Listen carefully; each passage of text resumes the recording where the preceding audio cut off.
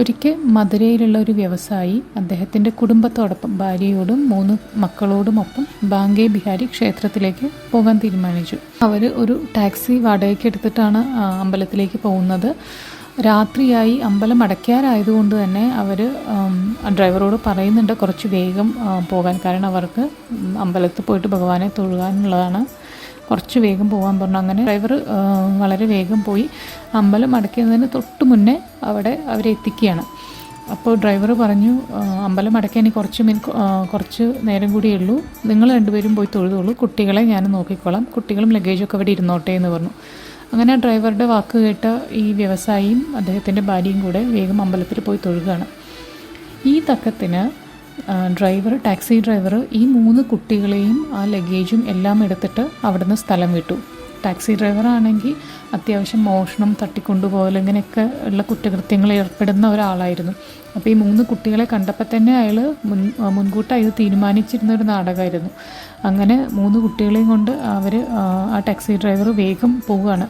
യമുനയുടെ തീരത്തു കൂടിയാണ് പോകുന്നത്. അങ്ങനെ ടാക്സി ഓടിച്ച് യമുനാ തീരത്ത് എത്തിയപ്പോൾ പെട്ടെന്ന് ഒരു വിചിത്രമായിട്ടുള്ള വ്യക്തിത്വം ആ ടാക്സി ഡ്രൈവർ കണ്ടു. ഒരു ഇരുണ്ടൊരു മനുഷ്യനായിരുന്നു അത്.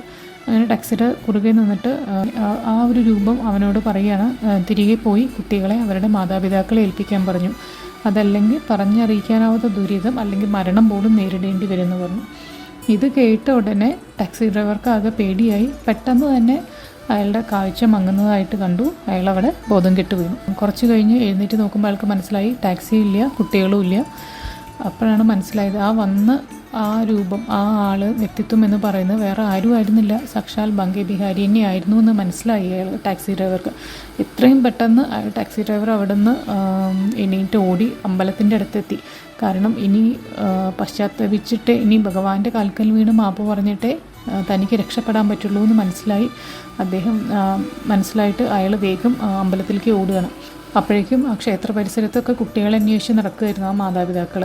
കുട്ടികളെ തിരിച്ചു കിട്ടിയ സന്തോഷത്തിൽ അവരങ്ങനെ കുറേ ദിവസം മധുരയിൽ കുടുംബത്തോടൊപ്പം താമസിച്ച് അവിടെയുള്ള എല്ലാ ക്ഷേത്രങ്ങളിലും ദർശനം നടത്തുകയും അവരുടെ ഹൃദയത്തിലും മനസ്സിലൊക്കെ കൃഷ്ണൻ്റെ ദിവ്യമായ ആത്മീയ സാന്നിധ്യം കൊണ്ട് നിറയ്ക്കുകയും ചെയ്തു.